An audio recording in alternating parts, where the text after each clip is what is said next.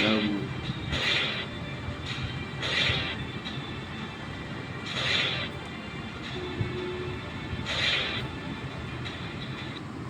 सुबह का टाइम था। सारे गांव वाले अभी सोकर जगे थे। तभी आसमान से उनके ऊपर आग की गोलों की बारिश होने लगती है। सभी गांव वाले डर के मारे अपने अपने घरों में छिप जाते हैं। किसी को कुछ समझ नहीं आ रहा था कि ये आग की गोलों की बारिश कौन कर रहा है। चारों तरफ डर का माहौल था। सभी के घरों में आग लग जाती है।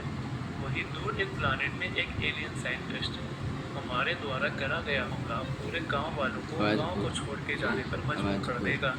तब हम सब जाकर पृथ्वी ग्रह पर अपना कब्जा जमा लेंगे। तभी वहाँ पर एक दूसरा एलियन आ जाता है। सर अभी अभी मुझे पता चला है कि उस गांव में कोई जादू शक्ति है जो कि उन गांव वालों की मदद कर रही है। तो तुम ये बात मुझे क्यों बता रहे हो? जल्दी जाओ और उस मायावी शक्ति को पकड़कर यहाँ लेकर आओ। वो हमारे भी काम आ सकती है। दरअसल पृथ्वी ग्रह की रक्षा करने के लिए एक साइंटिस्ट ने दिन रात मेहनत करके एक मायावी हल्क बनाया था जो कि बहुत ज़्यादा शक्तिशाली था। वो गांव पर आने वाले सभी खतरे को रोक देता था। परंतु हल्क अनजान था कि उसका मुकाबला उससे भी ताकतवर एलियन से होने वाला है। गांव में एक बड़ा सा स्पेसशिप आकर उतरता है। सारे गांव वाले स्पेसशिप को देखकर हैरान हो जाते हैं। ये क्या चीज़ है? उन्होंने अपनी पूरी जिंदगी में ऐसी उड़ने वाली गाड़ी कभी नहीं देखी। ऐसी उड़ने वाली गाड़ियाँ तो सिर्फ फिल्मों में होती है। तभी कुछ एलियन अपने स्पेसशिप से बाहर आ जाते हैं। उन्हें देखकर पूरे गांव वाले डर के मारे कांपने लगते हैं। गांव वालों, हमको तुम लोगों से कोई दुश्मनी नहीं है। हमको तो सिर्फ तुम्हारा वो जादुई रक्षक चाहिए जो तुम गांव वालों को हर मुसीबत से बचाता है। जल्दी उसे यहाँ पर बुलाओ वरना हम तुम सबको मार डालेंगे। एलियन गांव वालों पर हमला करने के लिए आगे बढ़ते हैं। तभी हल्क उनके स्पेसशिप पर हमला कर देता है। हल्क और एलियन में फाइट शुरू हो जाती है।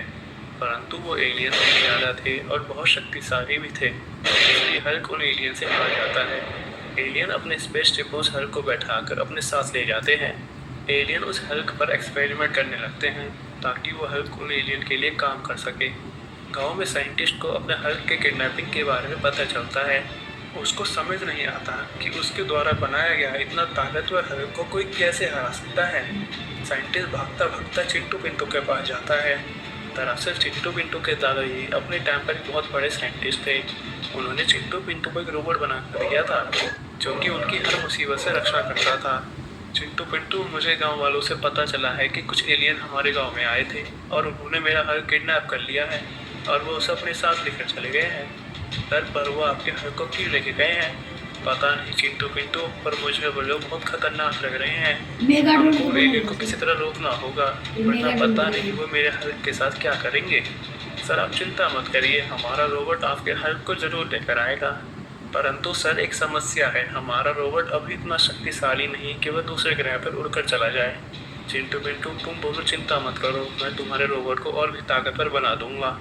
साइंटिस्ट चिंटू पिंटू के साथ उनके रोबोट को अपने साथ लेकर लैब में चला जाता है। रोबोट पर साइंटिस्ट एक्सपेरिमेंट करने लगता है।